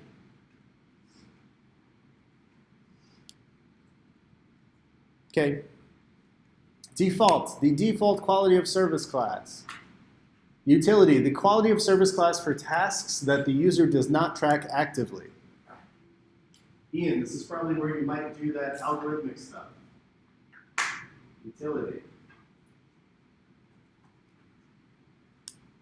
What does Ray Wenderlich say about that? This queue represents long-running tasks, typically with a user-visible progress indicator. Use it for computations, I/O, networking, continuous data feeds, and similar tasks. This class is designed to be energy efficient. That's nice. So lets you do stuff that needs some time to process. We're probably not going to use this background or unspecified.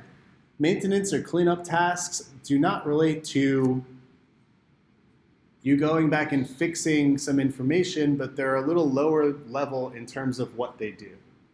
They might throw out old instances of view controllers you're no longer using. You might do a bunch of stuff behind the scenes that you don't have to worry about.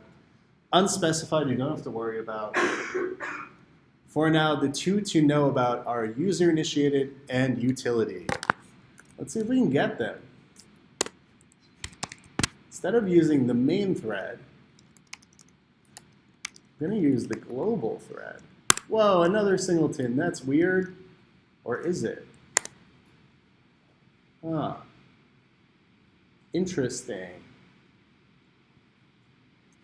It's a function that initializes a new queue on the default thread. Interesting. Let's see how these run. Nope. Oh, look, a 4 gets mixed in every so often. Interesting. So it's running on a different thread than the rest of the playground. What if I try to do it synchronously? Crash, baby, crash. Oh, it didn't crash. But look, it inserted that work synchronously. So this thread isn't crashing because it's not the same one that all the other work is occurring on. This global thread, or this global queue, must be something different. Let's see if we can create our own. Dispatch queue dot global, and I can specify the quality of service, which is in an enum? No way.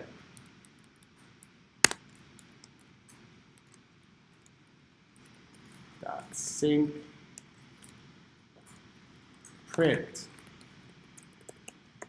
I'm in user initiated.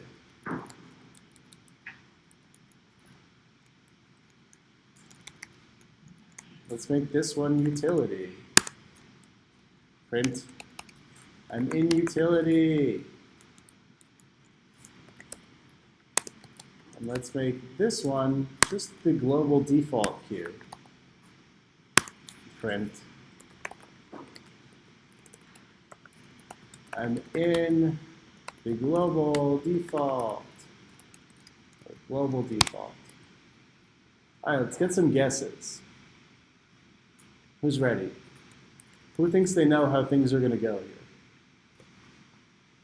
What are all of these calls? What do they all have in common? Crystal. They're all on a global thread. When are they being executed?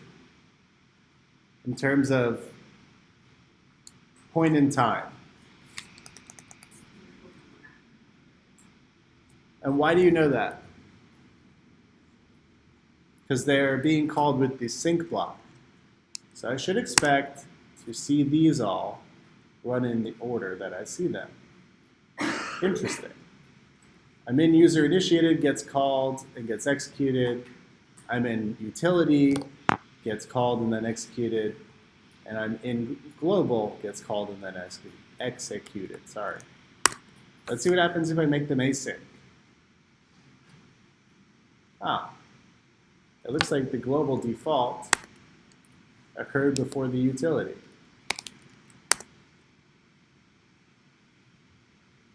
This time, it occurred before both of them. So there's no guarantee if these three things are asynchronous on three different threads that I will get them in the same order. But which one of these is the highest priority?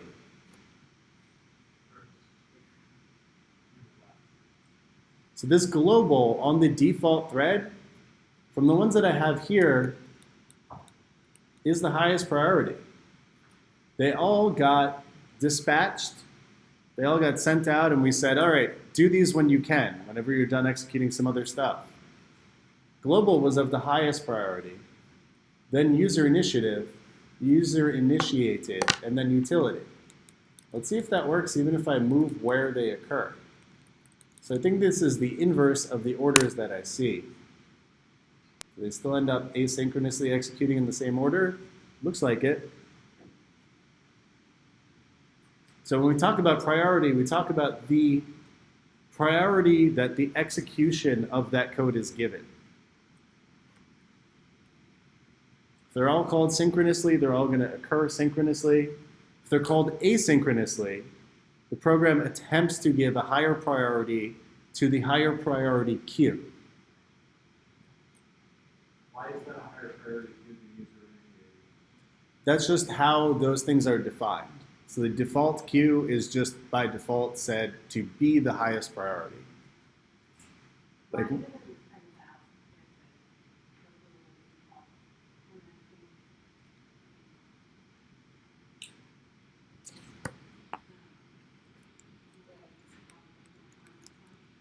Like, just move the order around? Okay, let's try.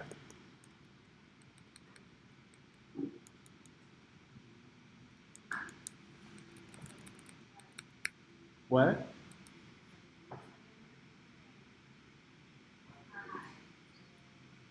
What'd you end up with? What happened? Okay. I'll trust you. These things intentionally get laid out, get executed at different times, intentionally. That's the point of the queues. Saying, if something is on the default or the main queue, that is just more important than something on the user-initiated quality of service queue, which is just more important than the utility queue. That's why these things are enumerated. That's why they're laid out, is to say, here are your options, and here's how you should use them, rather than having to make it up yourself. So I went from around a couple more times and I didn't put the global default for the first one every time. They might not always execute in that order, but it'll be given highest priority. The other two, okay. So these are pretty close in priority, and this one kind of sucks, and it's just like kicked to the side. Is that what you're seeing? What if I like print? What if I do like sleep for 2 seconds? Yeah. Yeah, go utility, you did it. What if I sleep for 1 second? There's probably some amount of time that we can make it work right now. But why does this not matter right here? This is an annoying code question. Why is putting my system to sleep for 1 second here not actually affecting the priority of these tasks or the ordering of what gets executed? Sunny. Because all of this cache will execute after sleep. That's right. So this asynchronous block of code is being told, okay, go and execute. But then we're putting the whole thread to sleep for a second. So we're not even getting to these two asynchronous tasks for a whole second. And during that second, this asynchronous task on the utility thread gets a whole second to do whatever it wants without having to compete for resources with the other ones. So we put the whole main thread to task, the whole main thread to sleep for a second.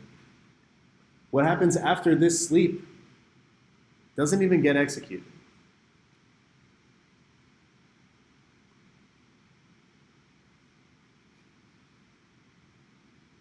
All right, do you want to make a quick app with this?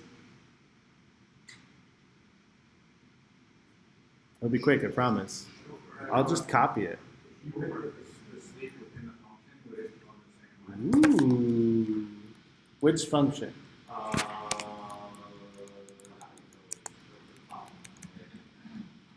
What do you expect to happen?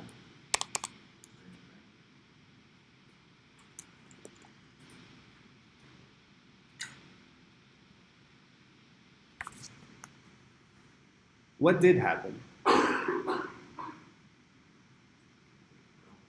Okay. So think of like whatever is in the block of code for each of these asynchronous operations is just a blob of things to happen, a bundle of activity.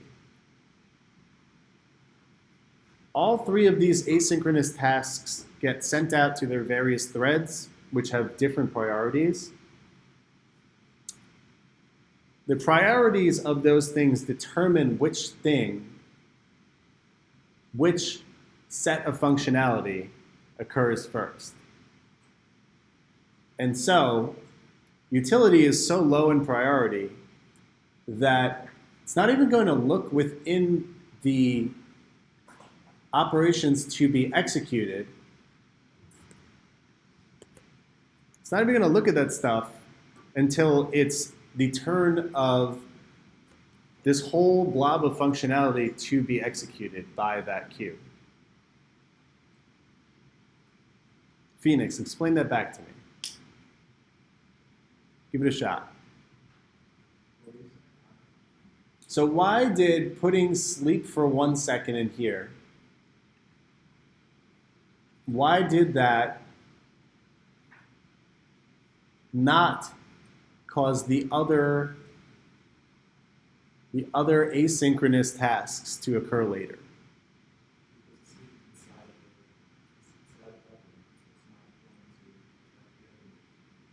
Yeah.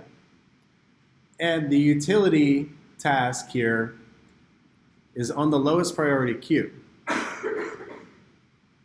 So it's not even going to try to sleep until this task here is being executed. This is just a function call. So until this function is being executed, it's not going to do it.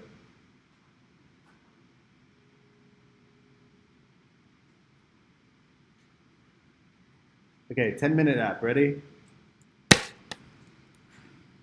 Let's make a new project, make a single view application, call it 10-minute app. Hold on. I'm not including unit tests, but we should include unit tests when we get things off the internet, which we'll start doing on Thursday more and more. We're seeing it more and more. Okay. Now, I'm going to go to my view controller. I'm going to call it view controller. That works for me. What should I do with my view controller? I'm going to add an image. Let's add an image. Image, please.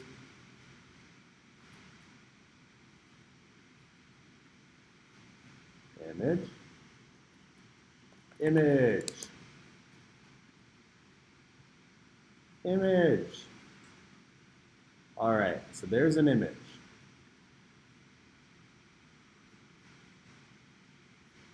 Let's create an outlet to that image. What do we want to call this outlet to the image view, Nima?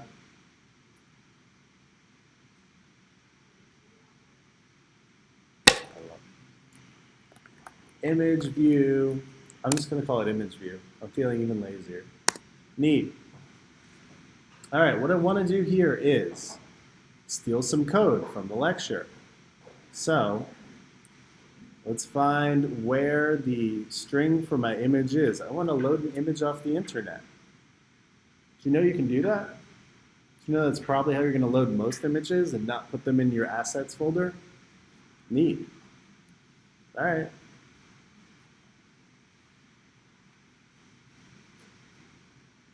So I'm going to have in here an image string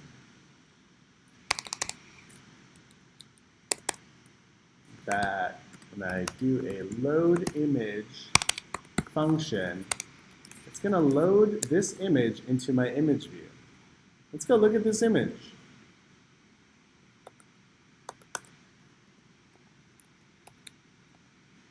Oh, do you know I can load up image files in Postman? We've done that before. Whoa. Wow. What's it look like on the web? It's probably the same image. Cool. It's the Great Orion Nebula. Neat. All right. What? Send the link. Great point.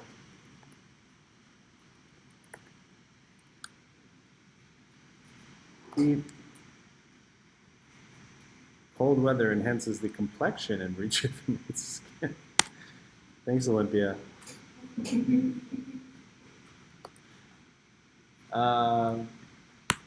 Okay, that's it in Postman. This is me stealing it from our lecture. How do you think I can turn this URL string into a URL? Has anyone ever made a URL before? Iram, you ever made a URL before? Yeah. All right, what do you want to do? I want to make a new URL for like when I'll type URL. I want to look for using libraries that has string. Ooh. And I'll do the URL. Ooh. Nice. What type is this going to return? That'll give you an optional URL. All right, I'm going to be lazy and say, make sure I can turn this into a URL. Else, what should I do if I can't make this into a URL? I could do one thing that we've been doing a lot that we shouldn't be doing. What is that thing? A fatal error. But also, this is a void function.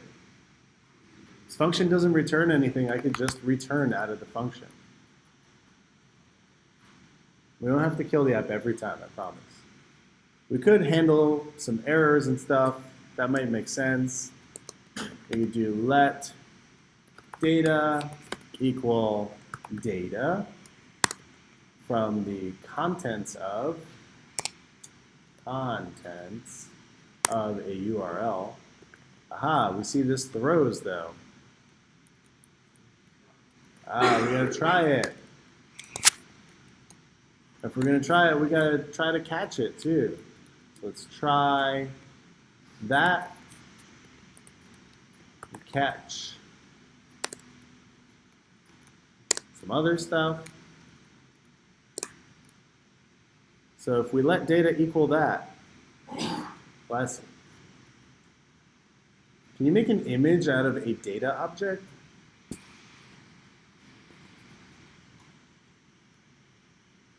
Tia, what do you think?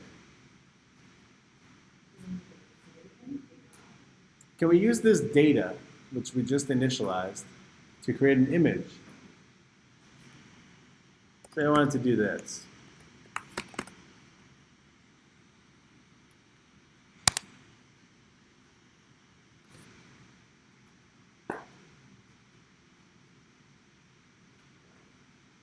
All right, how can I make an image out of data? What image are you familiar with making? What type? Okay. Is there an initializer for data? Neat. Let's throw data in there. All right. All right, we got image. Now we can just say self.image view, that image, is equal to image. All right.